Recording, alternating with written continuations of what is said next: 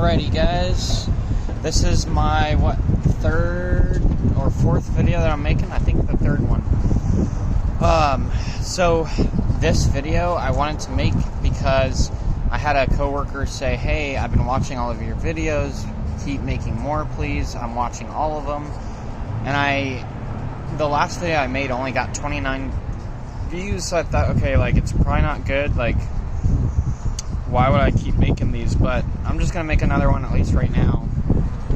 And shout out to Tayton right there for letting me know that he wanted to see another video. So this video is all going to be about how I got my mindset to be able to invest my hard-earned money.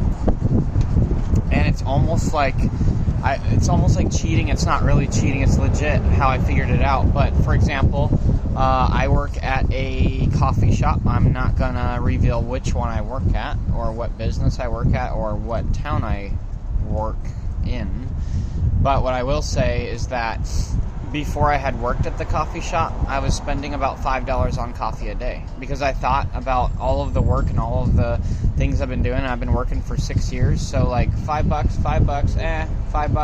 who cares? But now that I work at the coffee shop, I drink all of the coffee for free that I would like, and I don't pay for it anymore, ever.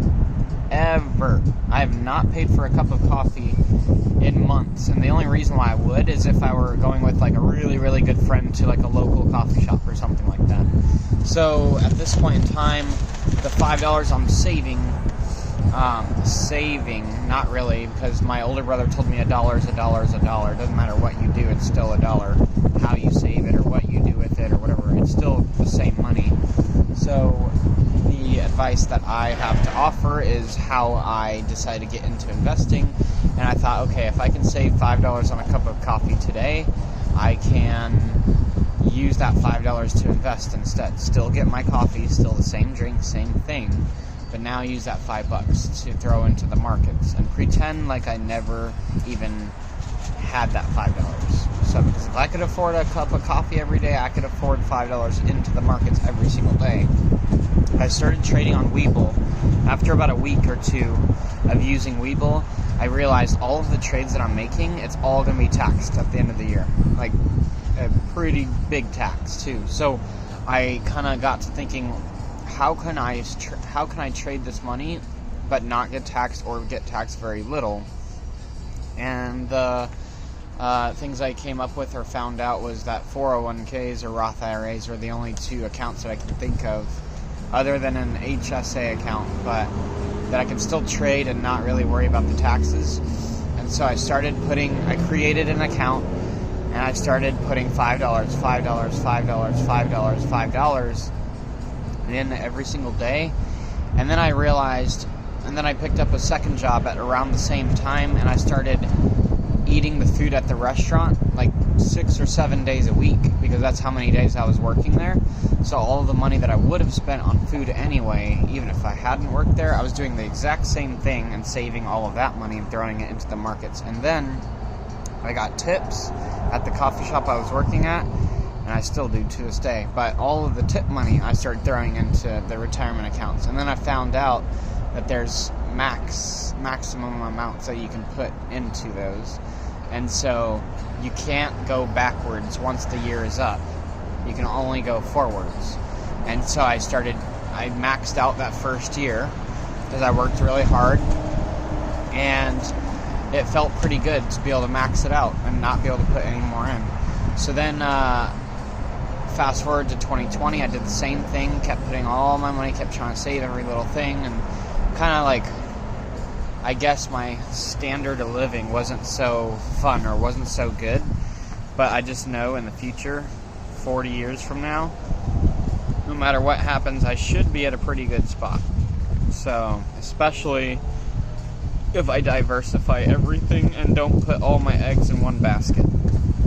And so that's kind of like the mentality switch, and ever since I've thought about it like that, the whole coffee and the food thing, I'm now even like more, like all my credit card cashback rewards, all of those couple little dollars, that's what I throw in. Every single thing I get now goes to those retirement funds. And so now, a year and a half later, almost 2 years, it's starting to feel like all of the hard work is paying off. And so, at this point in time, I can ease off the gas pedal if I really want when it comes to working or whatever it is. So, yeah, it just feels so nice now that I actually did all of that, because $5 a day sounds so very little, but when you do it over a year and a half, oh my gosh, it definitely adds up. So, yep, and that's kind of what I'm doing today. And I think I'm going to go into real estate coming up next, but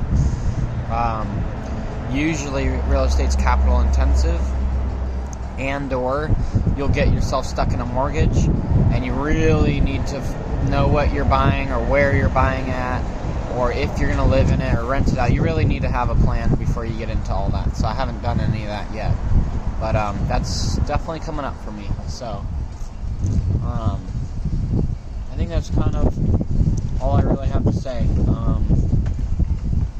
That's about it. Yep. That wasn't an easy video, but you know what? I'm not going to say how much I have, because that's not smart. It's not street smart. But I will just say that if I pulled everything out right now, I could buy a Tesla at 22 years old, like a brand new one, like 2020. So 22 isn't too bad. But yeah, anyway, thanks guys. Bye, and I'll make another video if it's good enough.